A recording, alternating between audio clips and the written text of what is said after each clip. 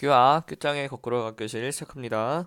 자, 먼저 끝장의 거꾸로 가기 교실 시작하기에 앞서서 지난 시간에 녹는 점과 어는 점에 대한 설명을 선생님이 반대로 한 것 같아요. 그래서 지금 정정하도록 하겠습니다. 녹는 점이라는 것은 녹는 거니까 고체가 액체가 되는 거죠. 어는 점이라는 것은 얼어버리는 거니까 액체가 고체가 되는 거죠. 선생님이 이걸 반대로 얘기한 것 같더라고요. 미안합니다. 오늘의 배움 주제는 다음과 같습니다. 오늘은 끓는 점과 밀도차를 이용해서 물질을 분리하는 방법을 배워보도록 하겠습니다. 우리가 지난 시간까지 물질의 특성이라는 것에 대해서 배우고 있었습니다. 우리가 배운 특성으로는 밀도, 용해도, 그리고 끓는 점, 어는 점, 녹는 점 이런 것들이 있었죠. 그죠? 이런 물질의 특성을 배웠는데 물질의 특성이라는 것은 그 물질들이 각각 가지고 있는 고유한 값인 거죠. 그래서 물질들을 구분할 수 있는 그런 것들을 우리는 물질의 특성이라고 하는데, 자, 즉 특성을 이용하면 물질이 구분이 된다. 그죠? 그렇기 때문에 우리는 오늘부터는 이 물질의 특성들을 이용해서 어떻게 구분을 할 것인지, 섞여 있는 혼합물들을 어떻게 구분을 하고 분리를 해낼 것인지 그런 것들을 배울 겁니다. 자, 먼저 첫 번째로 끓는 점을 이용해서 혼합물을 분리하는 방법을 한번 배워볼 건데요. 자, 지금 보면은 여기 들어있는 이 플라스크 안에 들어있는 액체는 혼합물입니다. 뭐 여러 가지 액체를 섞어 놓은 그런 혼합물인 거죠. 그럼 이것을 어떻게 분리를 할 거냐? 뭐 두 가지 이상이 섞여 있는 애를 어떻게 각각 분리를 할 거냐? 이때 쓰는 방법이 무엇이냐면 바로 끓여보는 겁니다. 지금 전기포트에 올려놨죠? 끓여지고 있는 거예요. 그럼 온도가 높아지면은 뭐 예를 들어 A라는 물질과 B라는 물질이 섞여 있을 때 둘은 끓는 점이 다르잖아요. A는 끓는 점이 낮고 B는 끓는 점이 높다고 해봅시다. 그러면은 A가 끓는 점이 낮으니까 먼저 끓게 되겠죠. 먼저 끓게 됐는데 그 끓은 그 수증기들, 기체들이, 정확한 표현은 수증기가 아니고 그냥 기체죠. 이게 물인지 뭔지 모르니까. 여기서 끓은 기체들이 이 관을 타고 이렇게 지나가겠죠? 이렇게 지나가는데 여기 찬물이 있는 거예요. 찬물에 들어가면은 식으면서 다시 액화가 되겠죠? 온도가 높아서 기체였으나 다시 식어버리면 액체로 변할 거잖아요. 그렇게 해서 여기에 이 액체가 쌓이게 되면은 그것은 A라는 물질이 나온 거죠. 끓는 점이 낮은 물질. 그러고 나서 여기에 남아있는 것은 끓는 점이 높은 B가 남아있겠죠. 그렇게 A와 B를 이제 분리를 할 수가 있는 겁니다. 자, 이렇게 그 혼합물을 가열했을 때 끓어나오는 기체 물질을 다시 냉각해서 액체로 만들어서 물질을 구별하는 방법, 이런 것을 우리가 증류라고 말하고 있습니다. 자, 원리 자체는 어렵지 않죠?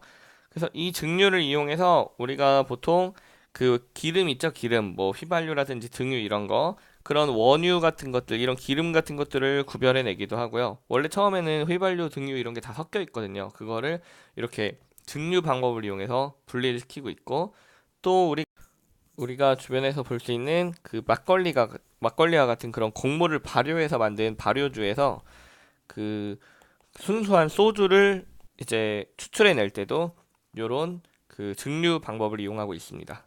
자, 앞에서 본 것은 끓는 점차를 이용해서 물질을 분리한 거였고요.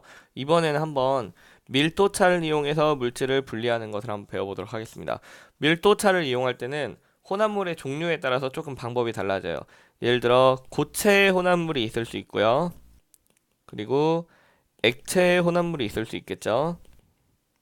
뭐 액체와 고체가 함께 섞여 있는 뭐 혼합물도 있을 수 있겠죠. 그것은 하지만 원리가 똑같으니까 이 두 가지만 살펴보도록 하겠습니다. 먼저 고체 혼합물이라고 하면 가령 예를 들어서 이런 스티로폼이 있다고 했을 때 스티로폼 가루와 이런 그 철가루를 섞어 놓는다고 생각을 해볼게요. 엄청나게 많은 양을 섞어 놓는다고. 그럼 이 섞여 있는 것을 분리를 하고 싶은 거예요. 근데 여기서 뭐 철가루 하나하나, 스티로폼 하나하나 다 일일이 셀 수가 없잖아요. 그럴 때 어떻게 분리를 할 것이냐, 바로 밀도차를 이용하면 된다라는 거죠. 스티로폼은 물보다 밀도가 작습니다. 그러니까 스티로폼이 물보다 밀도가 낮고요. 그리고 철가루는 물보다 밀도가 큽니다. 이렇게 섞여 있는 두 물질의 중간 밀도를 갖는 거에다가 얘네들을 넣어버리면 됩니다. 자, 보시면은 물이 있어요. 만약에 스티로폼을 넣으면 물보다 밀도가 작으니까 스티로폼은 이렇게 뜨겠죠, 위로. 자, 그런데 철가루를 또 여기다가 섞으면은 철가루는 물보다 밀도가 크니까 여기 가라앉겠죠. 자, 그럼 이제 어떻게 분리해요? 그냥 뭐 숟가락이나 뜰채 같은 걸로 위에 있는 스티로폼을 걷어내 버리면 되죠. 그리고 어디 뭐 뜰채 같은 데다 뭐 이걸 남은 걸 부어버리면 위에 이제 철가루만 남게 되겠죠. 그런 식으로 해서 분리를 해주면 된다라는 겁니다. 자, 이번엔 액체 혼합물을 밀도차를 이용해서 어떻게 분리하는지 보겠습니다. 자, 액체 혼합물 중에서 예를 들어 물이나 기름처럼 서로 섞이지 않는 애들은 밀도차에 따라서 층을 갖게 되겠죠. 지금 여기 보시는 바와 같이 이렇게 좀 확대를 해볼게요. 자, 지금 보면은 이렇게 층이 나눠지게 됩니다. 밀도가 작은 애는 위로 올라가고 밀도가 큰 애는 이렇게 아래로 내려가는 그런 층을 이루게 되죠. 자, 그럼 이렇게 밀도 차이에서 구분이 되면은 여기서 이 아래에 있는 애들을 여기 있는 꼭지를 열어가지고 조금씩 여기로 비커로 떨어뜨립니다. 그럼 얘가 조금씩 줄어들겠죠? 그러다가 딱 이 경계쯤 왔을 때 꼭지를 잠가버려요. 그러면은 최종 결과적으로 어떻게 되냐? 비커 안에는 밀도가 큰 애들로 가득 차 있을 테고 이 분별 깔때기 안에는 밀도가 작은 기름만 남게 되겠죠. 그렇게 해서 분리를 할 수 있다라는 겁니다. 굉장히 간단하죠, 그죠? 네, 이와 같이 밀도차를 이용해서 그 혼합물을 분리하는 예로는 사금을 채취한다든지 바다에 있는 금이죠. 사금 채취를 할 때 밀도차를 이용하고요. 그리고 만약에 바다에 기름이 유출됐을 때 유출된 기름을 제거할 때 그럴 때도 이런 밀도차를 이용해서 분리를 하는 거죠. 또한 그 벽시하고 축정이 이거 구분할 때도 마찬가지로 밀도차를 이용하고 있습니다. 자, 이렇게 해서 오늘은 끓는 점과 밀도차를 이용해서 혼합물을 분리하는 내용들을 배워보았습니다. 오늘 수업 여기서 마치겠습니다. 큐바.